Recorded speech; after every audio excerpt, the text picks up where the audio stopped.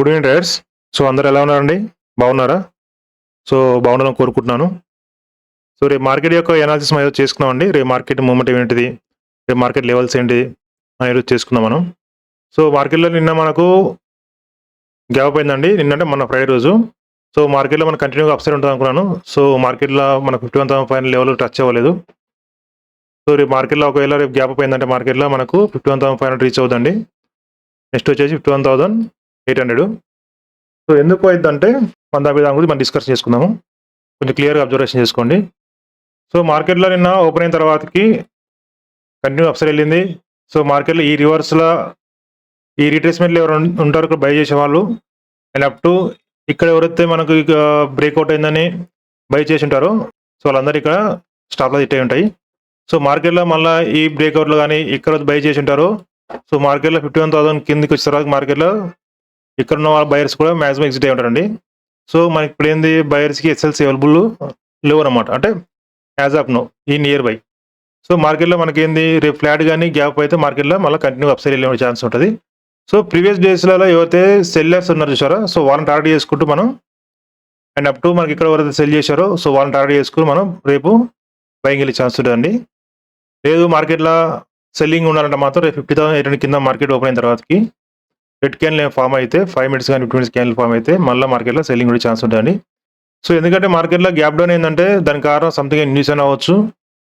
లేదంటే buyers trap చేయడానికి మాత్రమే ఈ గ్యాప్ పైన అనుకోని మార్కెట్‌లో మళ్ళీ కంటిన్యూగా రెడ్ క్యాండిల్ పడిందంటే మళ్ళీ సెల్లింగ్ ఛాన్స్ ఉంటదండి. సో ఒకవేళ గ్యాప్ డౌన్ ఏందంటే మార్కెట్‌లో మనకు నెక్స్ట్ వచ్చేసి మనకు 50,500 అండి. సో మళ్ళీ కంటిన్యూగా సెల్లింగ్ వచ్చే ఛాన్స్ ఉంటది కానీ మళ్ళీ అప్ సైడ్ ఛాన్స్ ఉండదు. సో ఇక్కడ సెల్లర్స్ స్ట్రాంగ్ అవుతారు. సో మళ్ళీ వాళ్ళు కిందికి పుష్ చేయడానికి ట్రై చేస్తారండి. సో ఒకవేళ మనకు మార్కెట్‌లో గ్యాప్ డౌన్ అయిందంటే స్మాల్ గ్యాప్ డౌన్ తోటి మనకు పెద్ద పరకేం పడదండి. మన 50,800 కింద గ్యాప్ డౌన్ అయిన తర్వాతకి మార్కెట్‌లో రెడ్ క్యాండిల్ ఫార్మ్ అయితే నెక్స్ట్ వచ్చేసి 50,800 అండి. సో రేపు మనకు బ్యాంక్ నిఫ్టీ లెవెల్ చూసుకుంటే 51,200 ఫస్ట్ రెసిస్టెన్స్, సెకండ్ వచ్చేసి 51,500 అండ్ థర్డ్ వచ్చేసి 51,800 అండి. ఒకవేళ డ్రాగెస్ట్ గ్యాప్ అయినా కానీ మార్కెట్‌లో అప్ సైడ్ ఉంటదండి. నెక్స్ట్ వచ్చేసి మనకు 51,800 వెళ్ళే ఛాన్స్ ఉంటది. సో అయితే ఫ్రైడే జరగలేదు కాబట్టి రేపు ఒకవేళ గ్యాప్ అప్ అయితే మనకు ఖచ్చితంగా రేపు జరగాల్సిందే. ఫస్ట్ సపోర్ట్ వచ్చేసి 50,800, నెక్స్ట్ వచ్చేసి 50,480, థర్డ్ వచ్చేసి 50,200 అండి. సో మన నెక్స్ట్ నిఫ్టీకి వెళ్ళిపోతే సో ఎవరి దగ్గర బై చేసి ఉంటారో సో వాళ్ళు ఈ మూమెంట్‌లో ఎగ్జిట్ అయి ఉంటారండి. సో ఇక్కడున్న బయర్స్ కూడా మాక్సిమం క్లోజింగ్ టైమ్‌లో ఎగ్జిట్ అయి ఉంటారు. సో ఇక్కడ బయర్స్‌కి అయితే ఎస్ఎల్స్ అవైలబుల్ లేవండి. సో మార్కెట్‌లో రేపు ఫ్లాట్ గానీ గ్యాప్ అయితే మార్కెట్‌లో మళ్ళా మార్కెట్ అప్ సైడ్ వెళ్ళే ఛాన్స్ ఉంటది. ఒకవేళ మార్కెట్ లేదు సెల్లింగ్ ఉండడం మాత్రం మార్కెట్‌లో గ్యాప్ డౌన్ అయిన తర్వాతకి రెడ్ క్యాండిల్ ఫార్మ్ అయితే మళ్ళీ ఆ క్యాండిల్‌లో ఏమన్నా మనకు సెల్లింగ్ వచ్చే ఛాన్స్ ఉంటదండి. సో మన నిఫ్టీ లెవెల్ వచ్చేసి ఫస్ట్ రెసిస్టెన్స్ 22,870 అండ్ నెక్స్ట్ వచ్చేసి 23,000 అండి. సో మార్కెట్‌లో మనకి గ్యాప్ అయిన తర్వాత మార్కెట్ రైట్ మనకు 23,000కి రీచ్ అయ్యే ఛాన్స్ ఉంటది. అండ్ థర్డ్ వచ్చేసి 23,120 అండి. మనకు సపోర్ట్ లెవెల్ వచ్చేసి 20,750. సో మార్కెట్‌లో గ్యాప్ డౌన్ అయ్యి రెడ్ క్యాండిల్ ఫార్మ్ అయిందంటే నెక్స్ట్ వచ్చేసి మనకు 22,570 అండి ఫర్ 550 అండ్ థర్డ్ వచ్చేసి 22,350 సపోర్ట్ లెవెల్. సో సెన్సెక్స్‌కి వెళ్ళిపోతే మనం సెన్సెక్స్ కూడా సేమ్ అండి మనకు. సో మార్కెట్ ఇక్కడ బై చేశారు. సో ఈ మూమెంట్‌లో మాక్సిమం వాళ్ళు ఎగ్జిట్ అయి ఉంటారండి. సో ఇప్పుడు బయర్స్‌కి ఎస్ఎల్స్ అవైలబుల్ లేవు. సో మార్కెట్‌లో రేపు మనకు ఫ్లాట్ గానీ గ్యాప్ అయితే మార్కెట్‌లో మనకు అప్ సైడ్ ఛాన్స్ ఉంటది.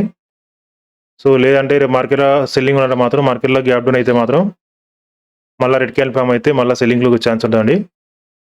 గ్యాప్ డౌన్ అయిందంటే మళ్ళీ ఇక్కడ ఎవరు సెల్ చేసి ఉంటారో సో వాళ్ళు మళ్ళీ యాక్టివేట్ అయ్యి మార్కెట్‌లో కిందకి పుష్ చేయడానికి ట్రై చేస్తారు.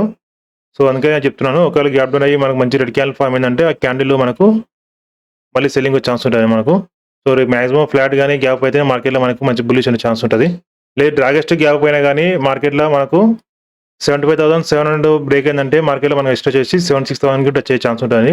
సో మనకు రేపు లెవెల్ వచ్చేసి సెన్సెక్స్‌లో 75,400 ఫస్ట్ రెసిస్టెన్స్ అండి. అండ్ నెక్స్ట్ వచ్చేసి 75,750 అండ్ థర్డ్ వచ్చేసి 76,000 అండి. అండ్ సపోర్ట్ లెవెల్ వచ్చేసి మనకు 74,990 అండ్ సెకండ్ వచ్చేసి 74,400 అండి. సో థర్డ్ వచ్చేసి మనకు 74,000 అండి. సో మనకు మంచిగా రేపు గ్యాప్ అయిందంటే మార్కెట్‌లో వెయిట్ చేయండి రీట్రేస్‌మెంట్ కోసం. అప్పుడు బై చేసుకుంటే బెటరు.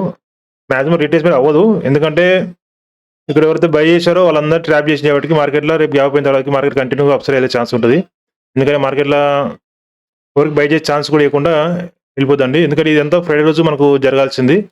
ఈ 75,800కు మనకు ఫ్రైడే రోజు జరగాల్సింది. సో, అది కాకుండా మార్కెట్‌లో ఇక బయర్స్‌ని ఆల్మోస్ట్ ఎగ్జిట్ చేపించింది కాబట్టి, సో, రేపు మార్కెట్‌లో గ్యాప్ అయిందంటే కంటిన్యూగా అప్‌సైడ్ అయ్యే ఛాన్స్ ఉంటది.